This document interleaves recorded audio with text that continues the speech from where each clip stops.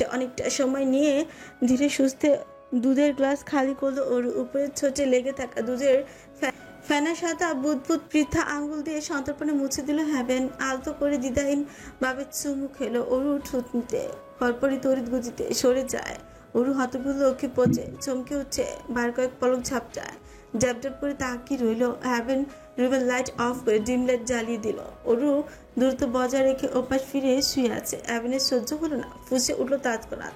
সবেগে ঠোঁট পিছল। চোখ শক্ত করে কোনোই চেপে ধরে ওরুকে নিজের কাছাকাছি নিয়ে আসে। দূরত্বে থাকা দুটো বালিশ একত্রে মিলিত করে চোখের পলকে ওরু মৃদুস্বরে আর্তনাদ করে উঠল।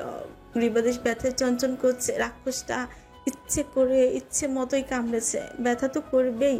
অল্প ডিম লাইটের হলদেটে আলোতে ওরুর গলদেশে হাত ছোঁয়ায় ব্যথায় ওরু অস্পষ্ট সুরে শব্দ করে উঠছে। হ্যাভেন দুরন্ত হাত সরিয়ে নিল। অপরাধীনের মুখে পানি মিহি স্বরে জিজ্ঞেস করে, ব্যথা কমেনি? ওর দূরত্ব বাড়ায়। ওপাশ ফিরে কাঁধে ক্রন্দনত অবস্থা, অভিমান মিশ্রিত রক্তশূন্য ফ্যাকাশে গলায় বলে, শুনে কি করবেন? আমি তো খেলার পুতুল। সবাই শুধু আমায় আঘাত করতে জানে। কেউ কথার বিষাক্ত বাণ ছুঁড়ে হৃদয় ক্ষতবিক্ষত করে, আবার কেউ নিজের শরীরে জোর খাটিয়ে নরম চামড়া ছিন্ন ভিন্ন করে। আমার দুঃখ বোঝার সময় আছে কারো নিকট? সবাই শুধু নিজেরটা বোঝে। তাদের সকল চাওয়া পাওয়া নির্দ্বিধায় আমার উপর চাপিয়ে দেয়।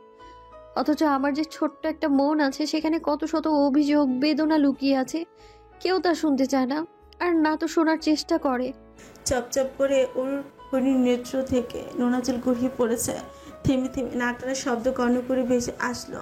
হ্যাভেনের চোখ বন্ধ, দীর্ঘশ্বাস ফেলল। শীতল গলায় বলল, আবার রাগিয়েছিলে কেন? ওর কিচ্ছু বলল না, চুপচি করে রইল। হ্যাভেন আচানক ফিচেল হাসে, চাহনিতে দুষ্টমির চিহ্ন ব্যঙ্গাত্মক করে বলে উঠল, কলিজা ছোট, এটুকু দিয়ে অবস্থা? সারা জীবন আমাকে সামলাবে কিভাবে? এত ক্ষুদ্র সত্ত্বে আমাকে সিরিজ করার চেষ্টা করছিল কোন সাহসে? এ পর্যায়ে ওরু ঘুরে তাকায়, বিহলিত নয়নে সে সুদ হলো। আপনি সিরিয়াস হয়েছিলেন? হ্যাভেনের সরল স্বীকারোক্তি। ওরু কেন হবে না? তোমার কি আমাকে পুরুষ মনে হয় না?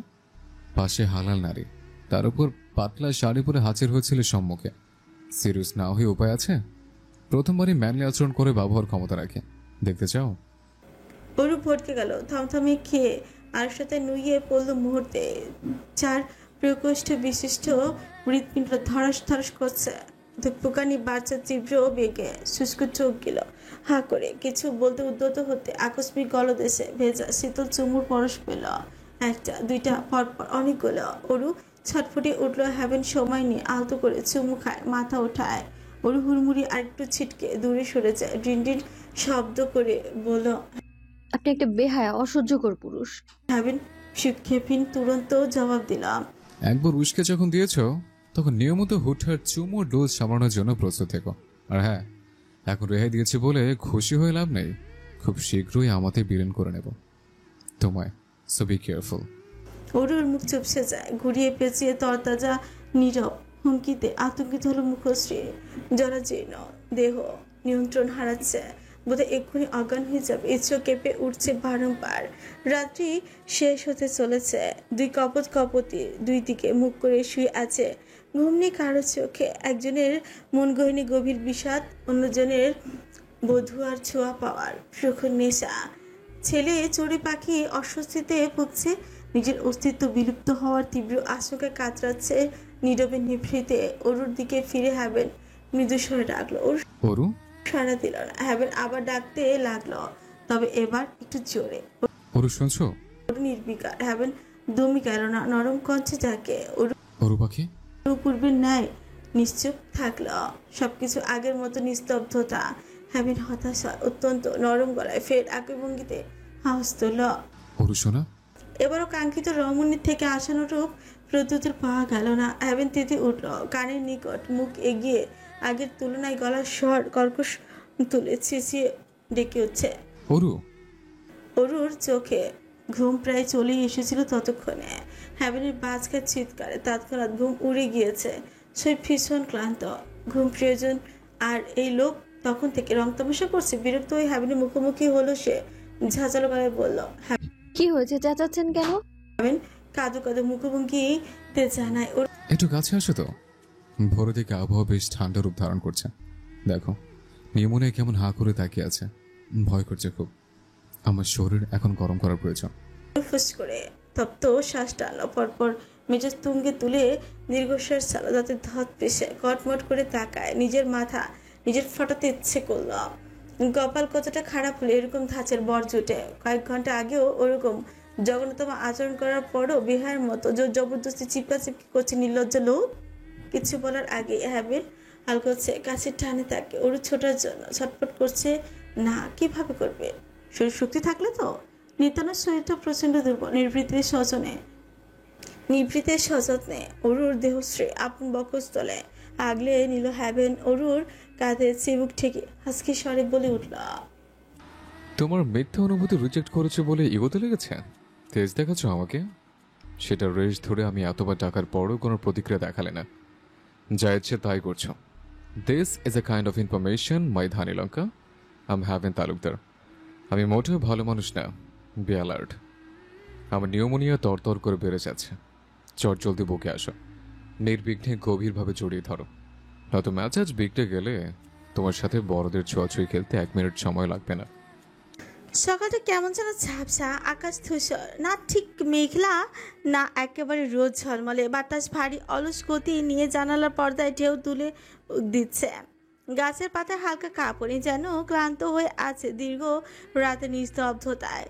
দূরে কোথাও একটা কাক ডাকছে, বিরক্তিকর কণ্ঠস্বর একবার শুনলে ভুলে যাও মুশকিল। পাশের বাসার বারান্দায় কারোর নরম আলাপ শোনা যাচ্ছে। খণ্ডিত শব্দগুলো বাতাসে ভাসতে ভাসতে মিলিয়ে যাচ্ছে দূরে। উদাস চিত্তে বারান্দায় দেয়াল ঘেঁষে চেয়ারে বসে আছেন জামশেদ। বিষণ্ণ দেখে মন গহীন মেয়ে চিন্তায় ব্যাকুল দৃষ্টি বাইরের এই গুমট বাতাবরণে পাখির কলতান শব্দ আর কিছু মানুষের শোরগোলে নিমজ্জিত। রিক্ত শূন্য দৃষ্টি ঘুরিয়ে রাখলেন গলির সেই মোড়ে, যেখানে প্রজ্বলিত অলোক শিখার ন্যায় দেখেছিলেন বিশেষ একজনকে। আর সেই বিশেষ একজন হলো নিখিল। কাল ওরু যখন বাড়িতে এসেছিল বাবার সঙ্গে হাসি মাখা আনন্দময় মুহূর্ত কাটানোর পর অরু চলে যায় ছোট চাচির কাছে। বোনদের নিয়ে চাচির সাথে খুনসুটি চলে দীর্ঘক্ষণ। জামশেদ তখন বারান্দায় বসে কিছু কাজ করছিলেন। এরই মধ্যে বারান্দা থেকে দূরে মেইন রাস্তায় নজর পড়ে, যেখান দিয়ে হ্যাবেনের বাড়িতে যেতে হয়। সেখানে রাস্তার পাশে একটা বড় সড়ো দোকানের সামনে নিখিলকে একটা মেয়ের সঙ্গে কিছুটা ঘনিষ্ঠ অবস্থায় দাঁড়িয়ে থাকতে দেখে তৎক্ষণাৎ মস্তিষ্কে এলোমেলো ভাবনায় বিভোর হয়। রুম থেকে বেরিয়ে বড় ভাবিকে দেখতে পায়। চোখ দুটো চকচক করে উঠছে। এ যেন মেঘ না চাইতে জলের সন্ধান পাওয়ার মতো অবস্থা। জামশেদকে দেখে শাহানা মুখ বাঁকিয়ে চলে যেতে নিলে হুড়মুড়িয়ে জামশেদ তাকে জ্ঞানদর ভঙ্গিতে বলেছিলেন, অরু এসেছে, তার সাথে কোনো রকম ঝুটঝামেলা করতে যেন না দেখি। সে শুধু এবারই মেয়ে নয়, সে এখন বড়লোক বাড়ির বউ। বুঝে শুনে কথা বলবে তার সাথে। ব্যাস এতটুকুই যথেষ্ট ছিল শাহানাকে খেপাতে। বড়লোক বাড়িতে মেয়েকে বিয়ে দিয়ে মাথা কিনে নিয়েছেন যে এমন আদেশের ভঙ্গিতে জামশেদ তার সাথে কথা বলছেন। অপমানের তোপে শাহানার নেত্র জ্বলে উঠছে। সেজন্য তর্কে তর্কে ছিলেন, কখন সুযোগ বুঝে অরুকে কথা শোনাবেন। ইচ্ছে করে অরুকে ইনিয়ে বিনিয়ে মুখ ঝামটি মেরে নানান কথা, কটু কথা বলেছেন। এক পর্যায়ে অরু তেতে উঠেছিল। এটাই তো চেয়েছিলেন শাহানা। সুযোগ পাওয়া মাত্রই মনে ঝাঁজ মিটিয়ে নিয়েছিলেন। জাভেদ ভেবেছিলেন কিছু একটা করে সেই সময় অরুকে শ্বশুরবাড়ি পাঠিয়ে দিতে হবে, যাতে নিখিলের কার্যকলাপ নতুন নতুন মেয়েদের সাথে অন্তরঙ্গতা স্বচক্ষে দেখতে পারে। সে একজন প্লে বয় এবং কতটা নোংরা ছেলে জানতে পারে। সেজন্য উপস্থিত বুদ্ধি হিসেবে বড় ভাবির তীক্ষ্ণ ধারালো বাক্যবান বেছে নিয়েছিলেন। তাহলে হ্যাবেনের প্রতি অরু আকৃষ্ট হবে, ভালো লাগার সৃষ্টি হবে। জামশেদ বুঝতে সক্ষম অরু এখনো হ্যাবেনকে পরিপূর্ণভাবে স্বামী রূপে স্বীকার করতে পারেনি। সেজন্য মেয়েকে তার প্রেমিকের কর্মকাণ্ড সম্পর্কে অবগত করার জন্য মনে করেছেন। তাই তো বড় ভাবিকে কার্যসিদ্ধির গুটি বানিয়ে নিয়েছিলেন। কিন্তু জামশেদ বুঝতে পারেনি শাহানা বলতে বলতে বেশি বলে ফেলবেন।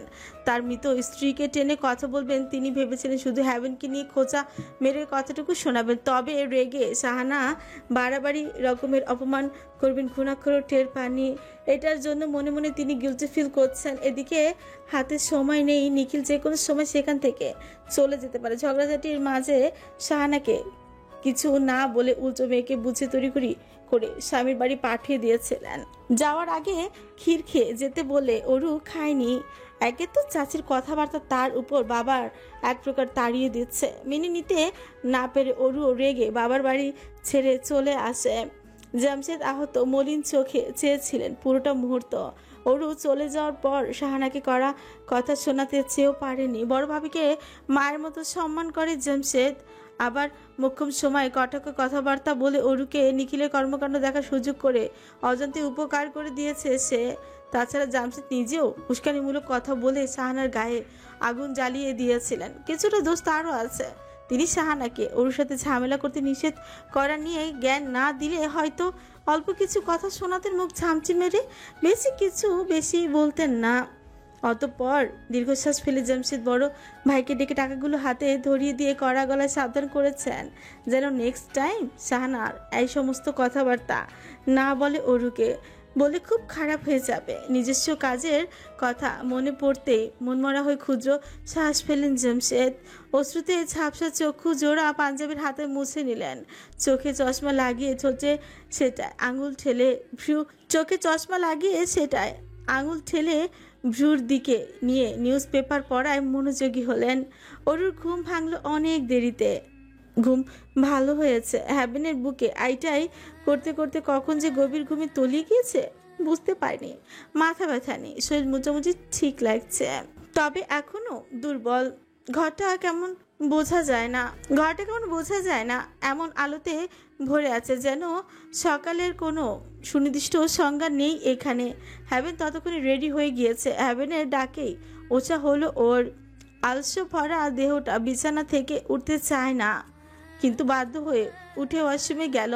তোয়ালে দিয়ে মুখ মুছতে মুছতে এসে বিছানায় বসলো। তখনই কর্ণগহ্বরে হ্যাবেনের গলার আওয়াজ ভেসে আসে। কার সাথে যেন কথা বলছে ফোনে, একটু খুশির ছোঁয়া আছে তাতে। ফোনের শব্দ বেশ স্পষ্ট, কাকে যেন বলছে কিছু। জানালার পাশে দাঁড়িয়ে আছে সে, কাচের বাইরে দৃষ্টি স্থির রেখে কথা বলছে। ওরও বিশেষ ভাবলো না, কিন্তু মেয়েলি গলার টুকরো টুকরো শব্দ কানে আসতে ভ্রু যুগল কুচকে ফেল। সচকিত মস্তিষ্কের ভেতর জমাট বাঁধল বিভিন্ন আলাপন। বক্ষপথে অজানা অস্বস্তিকর কাঁচাগুলো খচখচ করে বেঁধে যাচ্ছে। হঠাৎ করে বিতৃষ্ণা চলে এলো মনে। কোন মেয়ের সঙ্গে খুশি মনে বিরতিহীন এত কথা বলে চলেছে। মেয়েটার সঙ্গে কথা বলা শেষ করে হ্যাবেন অরুর দিকে ফিরল। সে চোখ মুখ শক্ত করে আছে। ওকে থম মেরে তাকিয়ে থাকতে দেখে হ্যাবেন ললাট ভাঁজ করে কাছে এলো। সরু চোখে উঁচিয়ে ভ্রু উঁচিয়ে জিজ্ঞেস করলো, কিছু বলবে? অরু প্রত্যুত্তরে কিচ্ছু বলল না। আকস্মাৎ অদৃশ্য অন্তরের ক্রোধের তাড়নায় জরাজীর্ণ শরীরে সর্বশক্তি প্রয়োগ করে সম্মুখের বেড সাইডের টেবিল হতে খাঁচে ডিজাইন করা একটা শোপিস তুলে আচার মেরে দিল মেঝেতে। ছনছন আওয়াজে মুখরিত হলো চারিপাশ। হ্যাবেন হতভম্ব হয়ে গেল। হতবিহল অকিপট বড় করে তাকিয়ে থাকলো। আচমকা কেঁপে ওঠা অরু পানে আকস্মিক কাজের উৎস কি বুঝতে সক্ষম হলো না। অরু তাতে ধত পেশায় কঠিন দৃষ্টিতে হ্যাবেনকে দেখছে। সে চাউনির ভাষা হ্যাবেনের বোধগম্য হচ্ছে না। পরিস্থিতি গুমট ভাব কিয়ৎক্ষণ পর শিথিল হলে হ্যাবেন গম্ভীর কণ্ঠে জানতে চাইল, ভাঙচুর খেলে খেলতে ইচ্ছে করছে? মরসিং হচ্ছে? কিন্তু আমি তো মরসিং হওয়ার মতো কাজটা এখনো করতে পারিনি। অরু ভালো করে বুঝতে পারছে বজ্জাতটা কি বোঝাতে চেয়েছে। নাকের পাটাতন ফুলিয়ে ঝাঁজ নিয়ে জবাব দিল, বাজে কথা বন্ধ করে সামনে থেকে সরুন। হ্যাবেন বাধ্য স্বামীর ন্যায় সরে দাঁড়ায়। অরুকে ওয়ার্ড্রোব থেকে ড্রেস বের করতে দেখে ভ্রুজোড়া কুঞ্চিত করে তীক্ষ্ণ দৃষ্টিতে তাকায়। রাজভারী গলায় বলে, কোথাও যাবে নাকি? ওয়াশরুমে যেতে যেতে অরু খিটখিটে মেজাজে বলে, ভার্সিটি। হ্যাবেন চুপচাপ ল্যাপটপ ব্যাগে ঢুকালো। হাত ঘড়ি পরে চুল ঠিকঠাক করলো। অরু চেঞ্জ করে বেরিয়ে আসতে ভরাট কণ্ঠে প্রশ্ন ছিল, তোমাকে ভীষণ উইক লাগছে। আজ ভার্সিটি না গিয়ে বাড়িতে থেকে রেস্ট নিলেই পারো। অরু গলায় স্কার্ফ জড়াতে বিরস মুখে উত্তর দেয়, কালকে যাইনি, পরীক্ষার ডেট এগিয়ে এসেছে, এখন কোনো ক্লাস মিস দেওয়া যাবে না। কুইকলি রেডি হও, ব্রেকফাস্ট করতে হবে। খাবো না। হ্যাবেন ভাবলো অলরেডি লেট হয়ে গিয়েছে, প্রতিমধ্যে হোটেল থেকে ব্রেকফাস্ট করে নিবে, তাই ঘাটলো না। এক দৃষ্টিতে তাকিয়ে রইল অরুর দিকে। কিছুতেই মেলাতে পারছে না এই আচরণের কারণ। অরুর রাগান্বিত চোখে আগুনের ফুলকি ভাসছে। হ্যাভেনকে ভৎসনা দিচ্ছে সেই চাহনি বারংবার। নিজের উচ্চারণ কণ্ঠস্বরের প্রতিধ্বনি নিজের বুকেই ভেতরে অস্বস্তি নিয়ে বাজছে। ভারী কি নিঃশ্বাস ছাড়লো হ্যাভেন হতাশ ভঙ্গিতে। আফসোসের সুরে বলে উঠছে। অরু রেডি হচ্ছিল মনোযোগ সহকারে। হ্যাভেনের কথা সেফটি পিন লাগানো থামিয়ে তার দিকে দৃষ্টি তাক করলো। কঠিন মুখশ্রীতে চড়া গলায় বলে উঠল, এক্সকিউজ মি, আপনি কি আমাকে কিছু বললেন? হ্যাভেন ফিজেল হাসে। ভাবলেছিন ভাবে তির্যক চাহনি নিক্ষেপ করে জানায়। অরু থমথমে খায়, মুখ ঘুরিয়ে নেয় রাগত কণ্ঠে, দাঁত কিরমিরিয়ে কচ্ছাক করে বলে, কিছু পুরুষ মানুষ হলো হাড়ে বজ্জাত, এদের একটা বউ দিয়ে হয় না। লুচু মানুষের মতো ঘরে বউ থাকা সত্ত্বেও বাইরের মেয়েদের সঙ্গে প্রেম আলাপ জমায়। হ্যাভেন বিস্মিত হলো, চোখ ছোট ছোট করে তাকায়। বিস্ফোরিত চাহনিতে অবাকের রেশ। কপাল কুচকে জোরালো গলায় সুত হলো। অরু তৎক্ষণাৎ প্রত্যুত্তর করলো, নেভার। আপনাকে কেন বলবো? আপনি কি সেই সকল পুরুষদের মতো? হ্যাভেন ফুস করে তপ্ত শ্বাস টানলো। তাকে নকল করে উত্তর দেওয়া হচ্ছে। আকস্মিক কি হলো মেয়েটার? উল্টো গান গাইছে কেন? অরু ভেঙচি কাছে হ্যাভেনের বেশ দাম্ভিক সমেত ভাব নিয়ে বলা কথাটা পছন্দ হলো না। অজান্তে তীব্র অভিমান পোষণ করে গোমরা মুখে বলল, একজন নারী তখনই ভাগ্যবতী হয় যখন তার স্বামী তাকে ছাড়া আর কিছুই বোঝে না। হ্যাভেন ভ্রু কুচকে ফেলো দৃঢ়ভাবে, আশ্বস্ত করে ভরাট কণ্ঠে জানালো, আমি এক নারীর প্রতি আসক্ত, তাকে ছাড়া কিছুই বুঝি না। ফুঁসে উঠল অরু। কেন যে বলতে গেল, নিশ্চয়ই প্রথম বইয়ের প্রতি পীড়িত জাগ্রত হয়েছে, ভালোবাসা হানা দিয়েছে। তাহলে ওকে কেন বিয়ে করেছে? বেকার খাটুনির জন্য? অরু রাগান্বিত চোখু জোড়া হ্যাভেনের দিকে তাকালো সহসা, বাজখাই গলা চিবিয়ে চিবিয়ে বলল, বউয়ের জন্য এত পীড়িত থাকলে বাইরের মেয়েদের সঙ্গে হাসাহাসি করে কথা বলতে লজ্জা করে না? বিবেকে বাঁধলো না? হ্যাভেন হকচকে যায়। নিগুড়ো নয়ন অরুর মুখমণ্ডল নিবদ্ধ। অরুর রাগের বহিঃপ্রকাশ মগজে ঘুটল না। অরুর রাগের বহিঃপ্রকাশ মগজে ঠুকলো না। তখন থেকে কিসের বাইরের মেয়ে বলে চলেছে? সচল মস্তিষ্কে মুহূর্তে সিগন্যাল দিল অবিশ্বাস্য কোনো ঘটনা। হতভম্ব হয়ে গেল তৎক্ষণাৎ সে। নেত্রদয় বড় বড় করে নির্নিমেষ তাকিয়ে থাকলো চটে যা অরুর মুখাবে। কিছুক্ষণ আগে জাজলিনের সাথে কথা বলেছে ও। কল কাটার পর থেকে দেখছে অরু রেগে বুম হয়ে আছে। কেমন উদাসীনতা ছড়িয়ে পড়েছে মুখশ্রী জুড়ে। যে মেয়েটার সঙ্গে হ্যাভেন কথা বলছিল সে ছিল তার এক ক্লায়েন্ট। মেয়েটা একজন বিদেশি। হ্যাভেন কাজের সূত্রে তার সঙ্গে কথা বলেছিল, আর অরু কিনা সেই জন্য ক্ষেপে আছে। কিন্তু এই মুহূর্তে অরুর নিকট সত্যিটা ব্যাখ্যা করা অসম্ভব। হ্যাভেনের মাথায় দুষ্টুমি ভর করলো। গলা খাকারি দিল সে সন্দিহী দৃষ্টিতে চেয়ে রসিকতা গলায় বলে উঠল, কথা শেষ করতে পারে না হ্যাভেন। জবনিকা টানার পূর্বেই অরু গলা চেপে ধরে, মুখটা অতি সন্নিকোচে নিয়ে রক্তিম চোখে চাইল। ফুসতে ফুসতে তিরিক্ষি মেজাজের সহিত বলল, আর একটা ফালতু কথা বলে না খুশি মেরে আপনার মুখ ভেঙে ফেলবো, অসহ্য করলো। বিস্ময়ের তোপে হ্যাভেন শূন্যই ভেসে চলল। কথাগুলো বলার সময় অগ্নি স্ফুলিঙ্গের মতো অরুর চোখ দুটো জলজল করছিল। ওর ক্রোধান্বিত খ্যাপাচে মুখবিরোর পর্যবেক্ষণ করে অচিরে বাকরুদ্ধ হয়ে গেল হ্যাভেন। পলকহীন বিমূর্ত দৃষ্টি ফ্যাল ফ্যাল করে তাকিয়ে রইল। নিঃশ্বাস ভারী হলো। কিয়ৎকাল মুহূর্ত এভাবে অতিবাহিত হয়। পরপর অরুর কোমর পেঁচিয়ে নিজের সাথে মিশিয়ে নিল। দুর্বোধ্য হাসল গ্রীবা বাঁকিয়ে।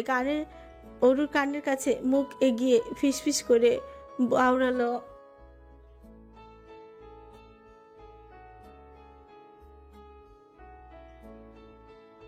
অরুকে ভার্সিটিতে নামিয়ে দিয়ে হ্যাভেন গাড়ি নিয়ে চলেই গেল অফিসে। কথা ছিল হোটেল থেকে ব্রেকফাস্ট করবে। অনেকবার বলার পরও, জোর করার পরও অরু খেতে রাজি হয়নি। বেহুদা রাস্তা সিনক্রিয়েট তৈরি হবে, সেই জন্য হ্যাভেন বাড়াবাড়ি করেনি, নিজেও ব্রেকফাস্ট করেনি। ভোরের দিকে খেয়েছিল দুজন। তাই হ্যাভেন বুঝলো এবং ভাবলো হয়তো অরুর সত্যি খিদে পায়নি। অরু ভার্সিটি গেটের কাছে কিছুক্ষণ দাঁড়িয়ে রইল। আশেপাশের কোলাহল, ছাত্রছাত্রীর উচ্ছ্বাস, ভার্সিটির বিশাল ভবনের ছায়া সব মিলিয়ে একটা পরিচিত ভারী পরিবেশ সৃষ্টি হয়েছে। ঠিক তখনই মিষ্টির ডাক কানে এলো।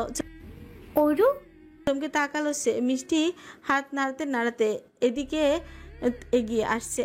চোখে সেই চিরচেনা উৎফুল্ল উড়নচণ্ডী তরুণী বলি কথা। মিষ্টিকে দেখে অরুর অধরেও হাসির ঝলক দেখা যায়। সে ধীর কদমে এগিয়ে চলল। মিষ্টি চনমনে কঞ্চে শুধল। নিয়মিত আসিস না কেন? অরু জোরপূর্বক হাসলো, সাবলীলভাবে জবাব দেয়। কিছুটা অসুস্থ। মিষ্টি ওর কপালে হাত রাখলো, চোখে মুখে উদ্বিগ্ন। জ্বর এসেছিল? অরু স্বরে জানায়। অল্প। নাও আম ফাইন। কথাগুলো বলতে বলতে ক্লাসরুমে এসে পৌঁছলো দুজন। মিষ্টি একের পর এক বকবক করছে আর ওর চুপচাপ সেগুলো শ্রবণ করছে। বেশিরভাগ কথা রাহাতকে নিয়ে বলছে। মিষ্টির কণ্ঠে আনন্দ, কিন্তু অরুর মনে এক অদ্ভুত ভার। তাদের মধ্যকার কথোপকথন চলার মাঝে ব্যাগ বেঞ্চে রেখে ক্লাসের বারান্দায় এসে দাঁড়ায়। মিষ্টি কথা বলছে, অরু শুনছে, মাথা নাড়ছে, মাঝে মাঝে কিছু বলছে, তবুও কোনো কথাও যেন একটা ভারী ছায়া লেগে আছে, অতর্কিত। মিষ্টির কিছু বলার মাঝখানে অরুর চোখ আটকে যায় বারান্দা থেকে নিচের গেট পর্যন্ত। তার দৃষ্টি চলে গেল অবলীলায়। গেটের বাইরে দাঁড়িয়ে আছে রাহাত, বেশভূষা পরিপাটি, একটা লোকের সাথে কথা বলছে। অরু অস্পষ্ট স্বরে বলে উঠল। ভাইয়া। মিষ্টি শিকুচকে বলে, কোন ভাইয়া? রাহাত ভাইয়া। অরু আঙুল উঁচু করে দেখালো মিষ্টি সেদিকে। দৃষ্টি তাকার অমনি চক্ষুচে উজ্জ্বল হয়ে উঠল, মিটমিটিয়ে তারার মতো বকপট জলজল করছে মিষ্টির ছোচে খুশির আমেজ। এদিকে অরু কিয়ৎপল স্তব্ধ থাকলো। পর মুহূর্তে শিরদাঁড়া সোজা হয়ে গেল, চোয়াল শক্ত হয়ে এলো। একটা কুয়াশাচ্ছন্ন স্মৃতি, একটা ক্ষত, একটা গভীর অভিমান বুকের ভেতর আবারও জীবন্ত হয়ে উঠল। কোনো কথা না বলে, কোনো দ্বিধা ছাড়াই মিষ্টির হাত শক্ত করে চেপে ধরল। অতঃপর মিষ্টির উদ্দেশ্যে বলল, চলো নিচে যাই। মিষ্টির মন বাকবাকুম করে উঠছে, তবু রয়েছে অসম্মতি প্রকাশ করে। হঠাৎ নিচে কেন? চলো বলছি। অরুর মনে এমন এক অদ্ভুত দৃঢ়তা যে মিষ্টি কিছু না বলে পা বাড়ল। সিঁড়ি দ্রুত ডিঙিয়ে নামতে লাগলো তারা। অরুর মুখে একটা তীক্ষ্ণতা খেলা করছে। এক এক ধাপ ওর আবেগের গভীর ক্ষতের উপর আঘাত করে যাচ্ছে। নিচে এসে গেটের কাছাকাছি দাঁড়ালো রাহাত, তখনও সেখানে। অরুকে দেখতে পেয়ে অদর প্রসারিত করে চমৎকার হাসল। সে হাসিতে মিষ্টি মন পুলকিত হলো, কিন্তু অরুর মনে তেমন ভাবান্তর পরিলক্ষিত দেখা যাচ্ছে না। অরু সেদে কথা বলতে কিছুটা বিব্রত বোধ করছে। একরাশ অনুভূতি বুকের ভেতর ঢেউ তুলল, অভিমান, বেদনা, স্মৃতি, হয়তো কিছু অনুমান, কিছু অনুক্ত প্রশ্ন। বাড়িতে রাহাতের সাথে দেখা হয়নি, সে তখন বাড়িতে ছিল না। এক পলক দেখলো, তারপর মুখ ফিরিয়ে নিল। অভিমান জমে আছে অনেক দিনের, সহজে গলে যাবে না। রাহাত কি অনুভব করলো, বুঝতে পারলো বোনের রাগ? সিফ এক ঝলক দৃষ্টি লেনদেনের পর অরু মুখ ফিরিয়ে হাঁটতে লাগলো। মিষ্টি তার পাশে চুপচাপ হাঁটছে। বিরক্ত হলো সে। অরু থাকলে রাহাতকে কিছুক্ষণ দেখতে পারতো মন ভরে। আরে এমনি ফিরে যাচ্ছে, তাহলে ভাইকে দেখে দৌড়ে এসেছিল কেন? রাহাত ব্যাটাই বা কেমন? আগ বাড়িয়ে বোনের সঙ্গে কথা বলে কি হতো? সবকিছুতে এ ব্যাটার আচাই আছে। মনক্ষুণ্ণ হলো মিষ্টির। বোঝার চেষ্টা করছে এই দুই ভাই বোনের নীরবতার গভীরতা। অরু চলে যাচ্ছে দেখে রাহাত ভাবাচাকা খেয়ে গেল। কথা না বলে চলে যাওয়ার মানে কি? তবুও তুরন্ত নরম কণ্ঠে পিছু ডাকলো, অরু, বোন আমার। অরু বাড়ন্ত পা থামলো, তবে পেছনে ফিরে তাকালো না। রাহাত নিজেই এগিয়ে আসলো অরুর মুখোমুখি হয়, এক হাতে আলতো করে ভাবে অরুর কাঁধ জড়িয়ে ধরল। মুচকি হেসে জিজ্ঞেস করে, কথা বলবি না? অরুর ওকে কোচর চলমলে নদী, উৎকণ্ঠিত বুক স্পন্দন, কান্না গিলে ধরার সেই কঞ্চে বলে, কেমন আছো? তোকে দেখে বেটার লাগছে। আমার বোন কেমন আছে? অরু তার ছিলের হেসে প্রত্যুত্তর করল, যেমন থাকার কথা। রাত বুঝলো অরু কিসের ইঙ্গিত দিচ্ছে, তবু কোনো প্রতিক্রিয়া দেখালো না। কথা পাল্টে শুধ হয়। অরু ঠিক মতো খাওয়া দাওয়া করিস না, মুখটা শুকিয়ে গিয়েছে। করি তো। তুমি এখানে? কাজ ছিল। তুবাকে নিয়ে মাঝে মাঝে আমার কাছে যেতে পারো না? সময় পাই না। তোদের ক্লাসের ঘন্টা বেজে গিয়েছে। চকিতে তাকায়, ঘাড় ঘুরিয়ে দেখলো স্যার ইতিমধ্যে বারান্দা দিয়ে হেঁটে যাচ্ছেন। অরু হুড়মুড়িয়ে তাড়া দিল, ছুট লাগালো পূর্বে। রাহাতকে বলে গেল, পরে কথা হবে, ভালো থেকো। অরু চলে গেল, কিন্তু মিষ্টি তখন অন্যমনস্ক হয়ে ঠায় দাঁড়িয়ে। অদ্ভুত লেপটে রয়েছে মনোমুগ্ধকর হাসি। রাত প্যান্টের পকেটে হাত গুজলো, তীক্ষ্ণ নজর বোলালো মিষ্টির স্নিগ্ধ মুখশ্রীতে। অতপর ছুঁই না চালাও। তোমার কি ক্লাস করার ইচ্ছে নেই? পুরুষালী গম্ভীর আওয়াজে বৃষ্টি সম্বিত পেল, বুকে ধুকপুকানি বাজছে।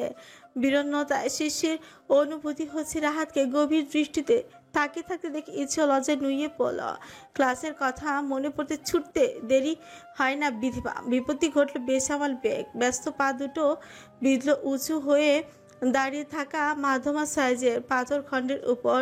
মৃদুস্বরে আত্মচিৎকার করে হোঁচট খেয়ে পড়ে যেতে নাই তক্ষুনি রাহাত কোমর চেনে ধর। মিষ্টি চোখ খেছে রেখেছে, পেলব দু হাত খামচে ধরা রাহাতের কাঁধ এবং বাহুর শার্টের কাপড় ঘন ঘন শ্বাস টানছে। লিপস্টিক পরিহিত রাঙা অধর কামড়ে শক্ত হয়ে আছে।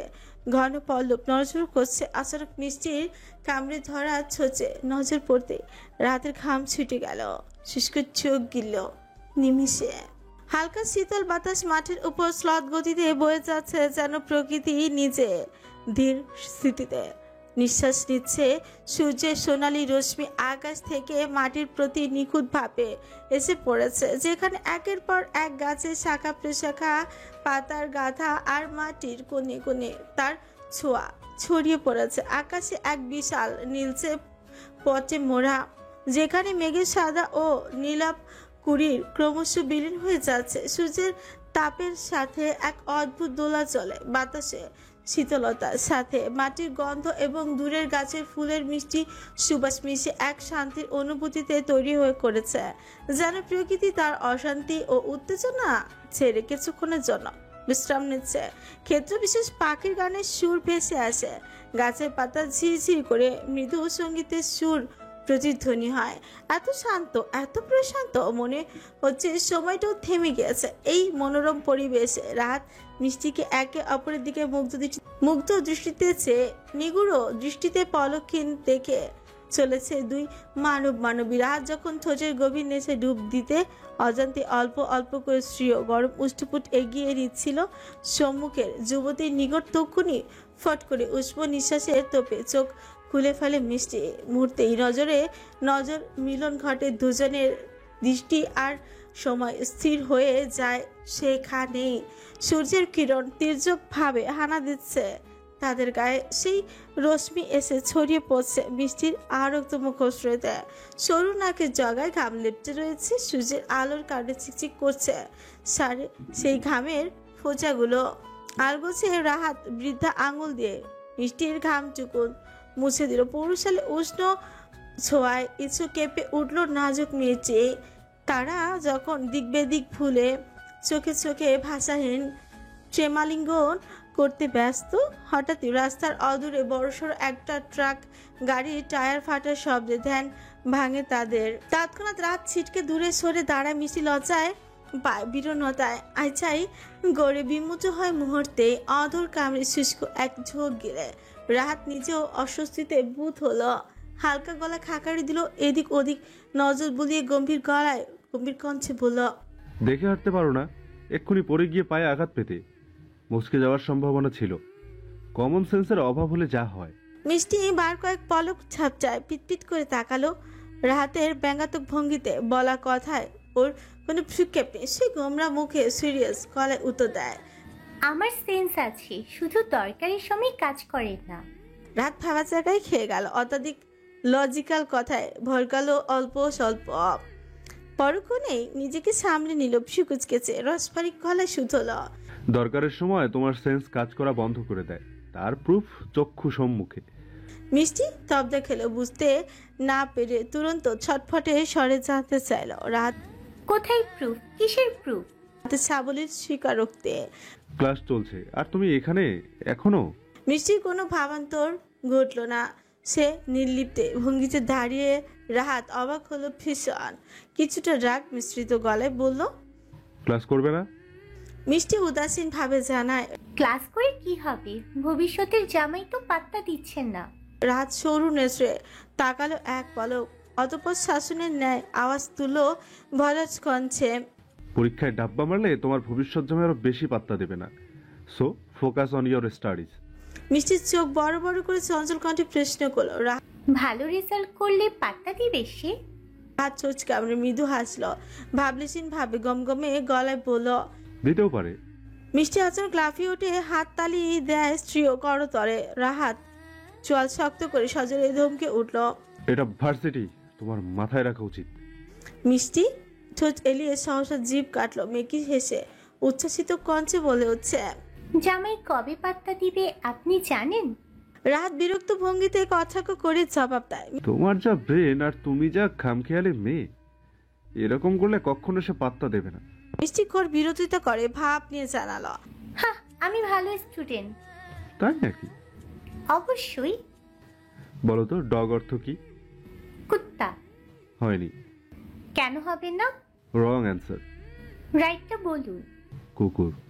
মিষ্টি মুখ বাগায়, কপাল কুচকে তীক্ষ্ণ দৃষ্টিতে তাকালো, আঙুল উঁচু করে দাম্ভিক সমেত বলল। কে বলেছে হয়নি?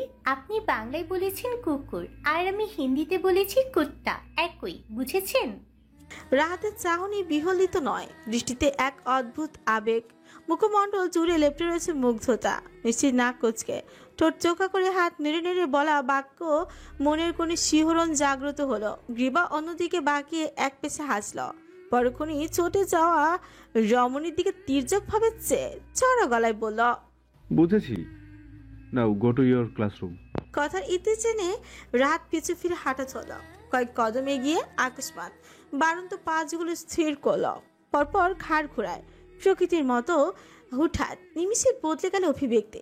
মিষ্টি উচ্চ করে তাকিয়ে অচেনে মেয়েটার পানে গম্ভীর দৃষ্টিপাত করে থাতস্থ গলায় জিজ্ঞেস করল। রাহাত হৃদয়ে কারোর জন্য সত্যিকারের অনুভূতি রয়েছে? নিরুদ্বেগ হয়ে ঠোঁট উল্টালো মিষ্টি, আছে। নির্দ্বিধায় জানালো। রাহাত চোখ বুঝে লম্বা শ্বাস টানল, শান্ত নয়নি নিনিমেষ তাকে থাকলো ক্ষিয়ত পরিমাণ, পরপর ফণিতা ছাড়া সাবলীল কঠোর গলায় অঢেল উত্তর দিল। একবাক্ষিক সুপ্ত অনুভূতি হৃদয়ে লালন করা বোকামি মিস মিষ্টি। মরিচিকা বোঝো? আমি সেটাই। আমার পিছে ঘুরঘুর করে লাভ নেই, সময় আছে, শুধরে যাও। তুমি যেটা চাইছো সেটা সম্ভব নয়। অতিরিক্ত যন্ত্রণা পাওয়ার আগে ফিরে যাও নিজস্ব জায়গায়, নয়তো না পাওয়ার তীব্র কষ্ট ভোগ করতে হবে। আকস্মিক একেবারে ছুঁড়ে মারা একটা বাক্য, যা কামানের গোলার মতোই এসে আঘাত করলো মিষ্টিকে, নিমিষে ভেঙে খান খান হয়ে গেল। অনির্দিষ্ট সময়ের জন্য অপেক্ষা করা আনন্দ অচিরেই হারিয়ে ফেললো মনের জোর, বিলুপ্ত হলো ছোট ঝরঝরে প্রাণবন্ত চমৎকার হাসে। চোখ দুটো ছলছল করে উঠল, পল্লব কিঞ্চিত নড়ল, বক্ষস্থল কেঁপে উঠছে পাষাণ যুবকের ধারালো বাক্যবাণে। চলে যাচ্ছিল নিজ গন্তব্যে প্রস্থান করতে, কি দরকার ছিল পিছু ফিরে আচমকা এসব কথা বলার? এখন যে মিষ্টির হৃদয়ে প্রচণ্ড বিদীর্ণ সূক্ষ্ম ব্যথা দিয়েছে, তার কি হবে? নিঃশ্বাস মনে হয় আটকে গিয়েছে। রাত নিষ্প্রভ দৃষ্টিতে ভগ্ন হৃদয়ে চালমাটাল চাহনি মিষ্টির কাতর মুখায়ব দেখল, কোনো প্রতিক্রিয়া দেখতে পারল না। সে এক পাথর নিষ্প্রাণ অনুভূতিহীন মানব। মিষ্টি যখনই কাছে ঘেঁষতে চায়, সে দূরে সরে যায়। ঠান্ডা দৃষ্টি, বিরক্তি মাখানো স্বর, কথার স্বরে অনাহুত করে দেওয়া ফ্ল্যাশ ব্যবহার দ্বারা বুঝিয়ে দেয় মিষ্টির অস্তিত্বই তার জন্য এক যন্ত্রণা। কিন্তু মিষ্টির হৃদয়ে রাহাত যে অবিচ্ছেদ্য এক নাম, এক ধ্রুব সত্য। মিষ্টি জানে ভালোবাসার মর্যাদা সব হৃদয়ে একরকম হয় না, তবুও তার হৃদয় বড্ড বোকা। রাহাতের প্রতিটি নির্লিপ্ততা, প্রতিটি উপেক্ষা ওর ভেতরে ঝড় তোলে। একান্ত চাওয়া ছিল একটু স্নেহ, একটু উষ্ণতা, অথচ সে পায় শুধু শীতলতা, রূঢ়তা, অন্তহীন অবহেলা। মিষ্টিকে এক প্রকার অবজ্ঞা করে রাহাত আপন ছন্দে নিজস্ব পথ ধরেছে। এদিকে তখন থেকে স্থির দাঁড়িয়ে আছে বৃষ্টি, ব্যাকুল হৃদয় বেদনার ক্ষতে জর্জরিত, চোখে মুখে অন্তহীন ব্যথা সুপ্ত অবয়ব। জলে টইটুম্বুর নয়ন জোড়া মেলে নির্দয় যুবকের উপর নিবদ্ধ।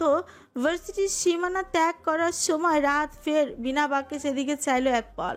ওর প্রকট চাহনি ভাষাহীন শূন্য। অতঃপর দীর্ঘশ্বাস ছেড়ে দাঁড়িয়ে থাকা ভঙ্গুর সতরাকে অতিক্রম করতে করতে নরম স্বরে বলল, সরি মিস মিষ্টি, কখনো হাসতে ভুলো না, হাসলে তোমায় দারুণ লাগে। সকাল থেকে অরুর পেটে দানা পানি পড়েনি।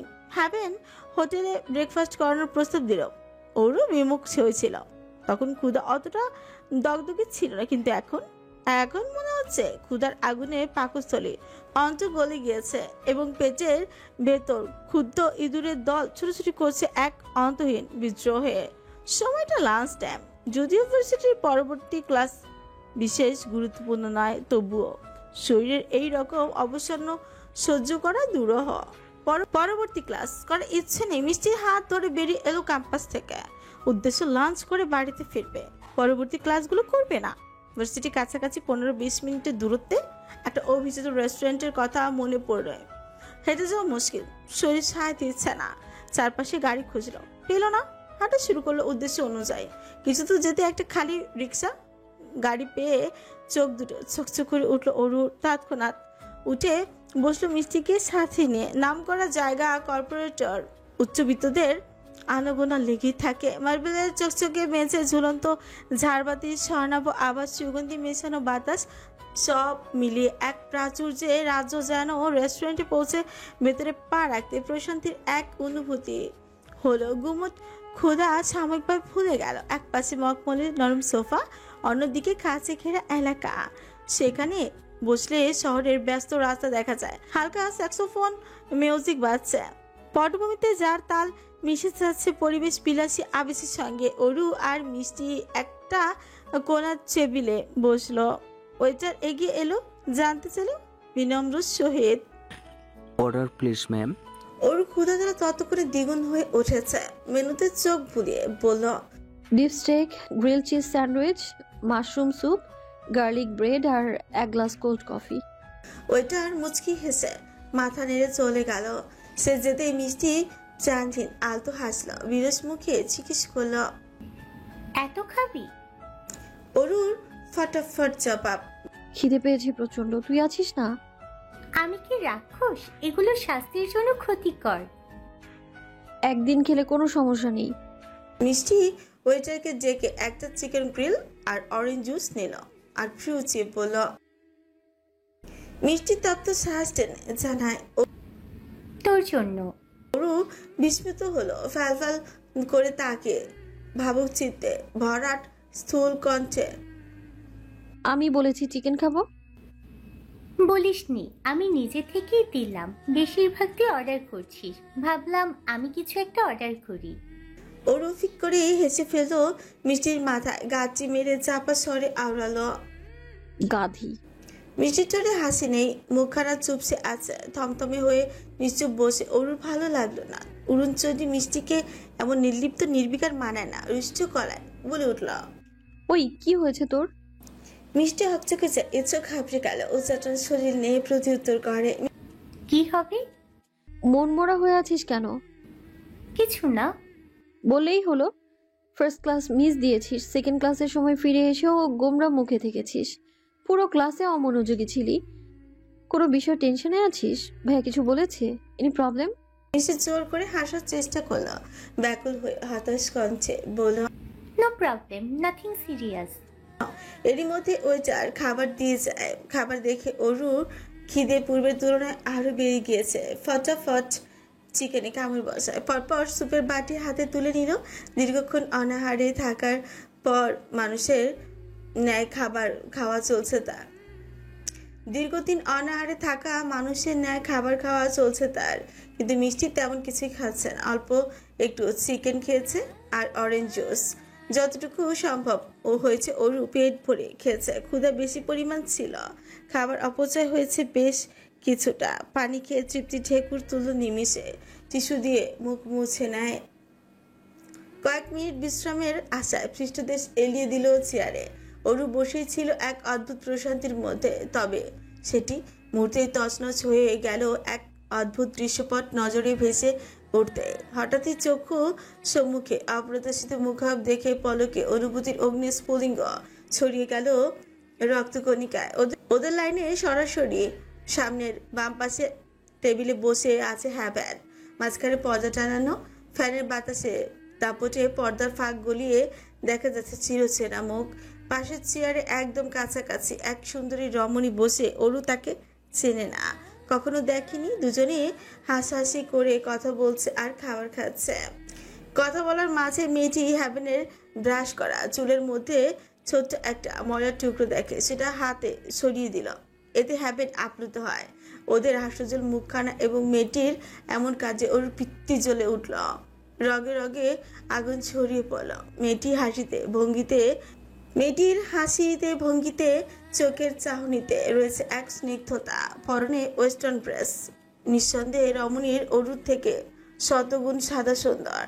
গায়ের চামড়া মূলার মতো বাহ্যিক সৌন্দর্যের অধিকারী। মুখমণ্ডলের অবকাঠামো মারাত্মক সুন্দর। চুলগুলো সোনালী রঙের, যা ছড়িয়ে ছিটিয়ে ঠাঁই পেয়েছে কাঁধ পর্যন্ত। চুলে মিনি সাইজের দুটি ডল ক্লিপ লাগানো। হাসিতে যেন মুক্ত ঝরছে চকচকে সাদা দন্তপাটি। হ্যাভেন হাসছে, গা জ্বালানো হাসি। গম্ভীর আন্তরিক সুরেলা যেন সেই মেয়েটির বলা প্রতিটি বাক্য তাকে মোহিত করে দিচ্ছে। তাদের কথোপকথনে অরুর কানে আসছে না, কিন্তু দৃশ্যের ভাষা এতটা স্পষ্ট যে শব্দের প্রয়োজন নেই।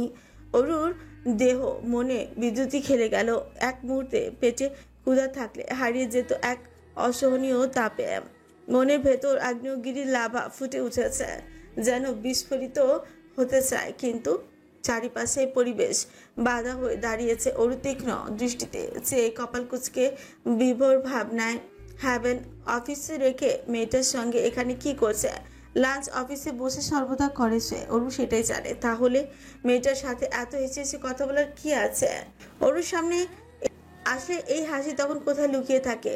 বউ ছাড়া পরনারীর সামনে এত হাসা শ্রেয় নারীর বিশেষত রইল কোথায়? এই অন্তরঙ্গতা কেবল কি সৌজন্য, নাকি এর গভীরে লুকে আছে এক তপ্ত প্রবাহ? অরু মুখ ঘুরিয়ে জোরে জোরে নিঃশ্বাস ফেলে। পরপর তা ছিল হাসলো।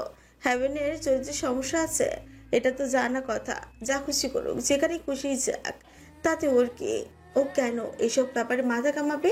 জোর জবরদস্তি বিষয়টি সম্পূর্ণ অগ্রাহ্য করার পৃথা বরাবর ব্যর্থ হলো অরু।